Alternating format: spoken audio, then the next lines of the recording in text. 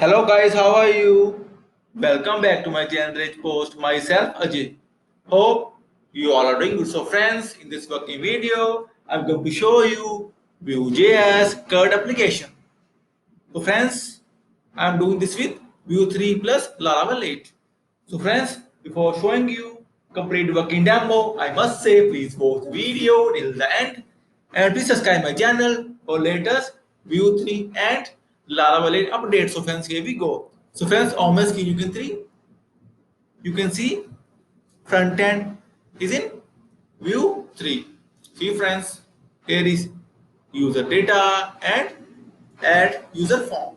So friends, first I will add new user. issa@gmail.com. Commit the friend. User has been added. Friends, now I will edit this user as well. 1, 2, 3. Email also 1, 3 and update. Friends, user has been updated. And friends, now I will delete that user. Perfect. User has been deleted. So friends, have you seen add, edit, and delete is working fine.